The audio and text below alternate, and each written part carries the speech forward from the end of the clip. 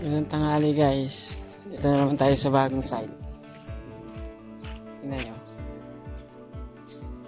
Gaano kalaki.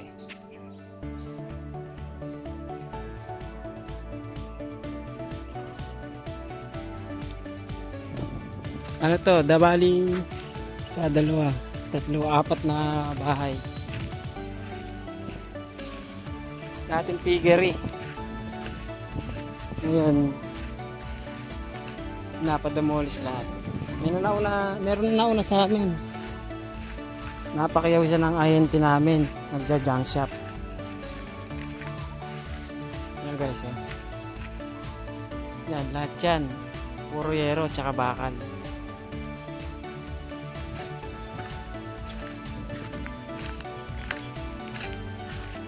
Dahil binigay sa amin to, pinapakyaw lang din. Kahoy lang, hindi kasama yero tsaka bakal. Tingnan nyo guys.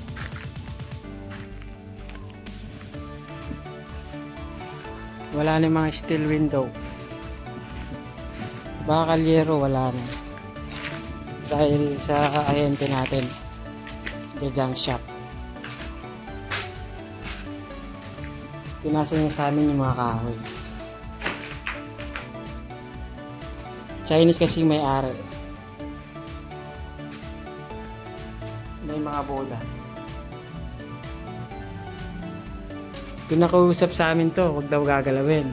Wag daw kukunin. Pero siyempre, kakalkalin natin. Mga may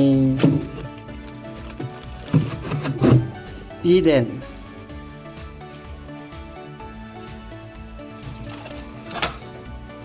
May nakatagong alahas. Yeah, dollar.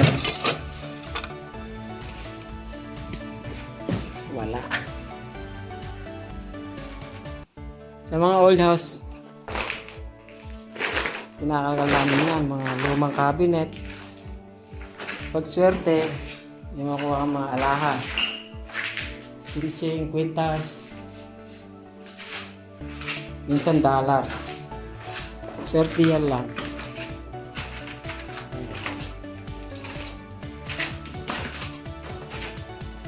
Wala na yung mga steel window.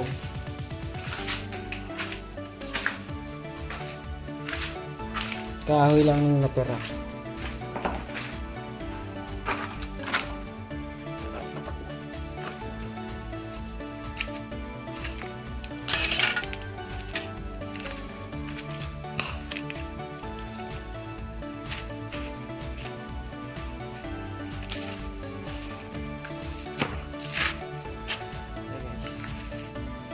Dating bodega, mga pigs, pagkain ng baboy.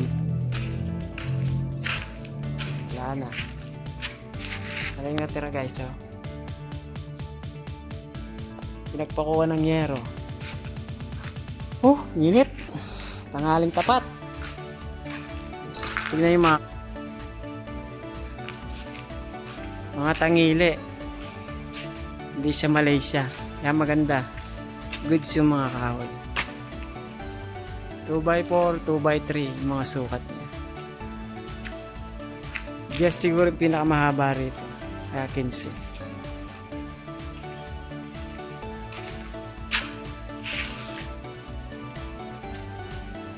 Maganda sana kung pinapakyaw niya kasama yero tsaka bakal. Isa kasi nakakabawi kami sa bakal. Yero. Pero okay lang. Estimated naman yung kahoy. Kung kikita ba o hindi. At magaling tayo mag-estimate. Para walang kalugi. Ayan guys yung place, oh. Abandonado na.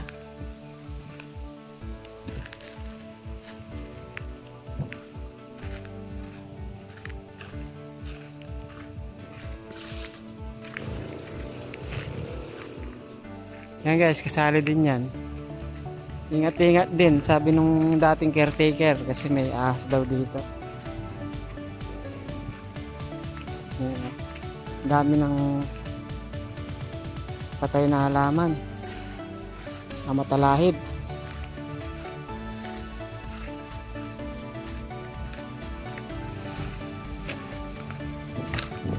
Tingnan nyo.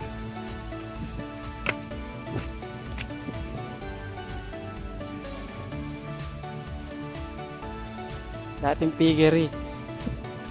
Bakal sa kayero. Nandito. Kaso, ubos na. Inubos na yung nakapakyaw ang junk shop. Siyang ahente natin. Ahente namin yun, matagal na. Pag nakakapakyaw siya, hindi niya kinukuha yung kahoy kasi hindi naman niya linya. Kaya kami, linya talaga namin kahoy. Ayan guys, tignan nyo. Meron pa dito.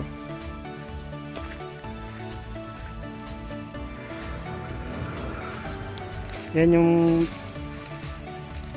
parang apartment ng mga nagtatrabaho dati. Mayroon siyang ano, kanya-kanyang kwarto. Ito bahay daw ng ano to dati, pinaka head. Yan, puro kahoy na lang natira guys.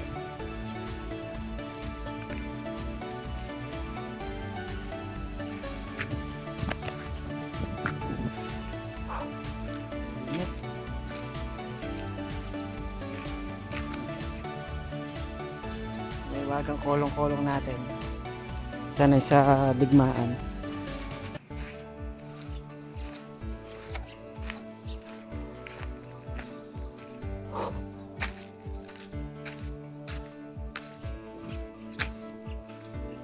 Guys, ang dami pang kahoy. Lahat yan kukunin natin, sayang. Basta lahat na makukuha natin. Guys, dami pa. Ano,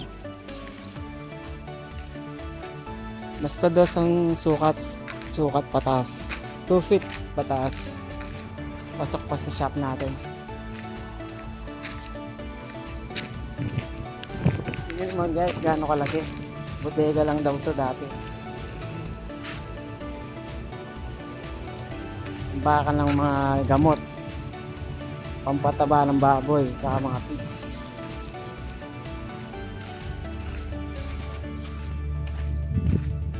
Oh, init. Guys, tingnan natin bodega dito.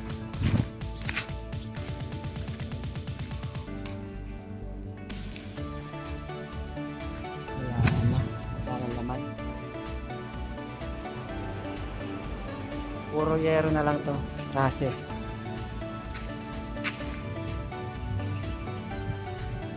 Kay Kuya Robin to, napakyaw niya. Yung junk shop, ahente natin. Na guys, oh, laki.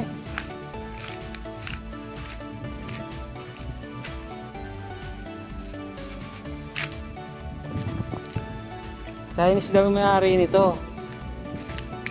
Tapos binenta niya. Gagawin daw subdivision. Bakit guys, oh?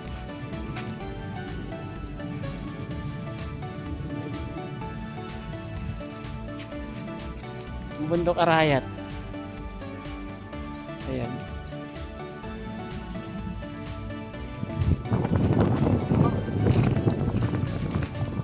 At ito na lang guys. Mainit.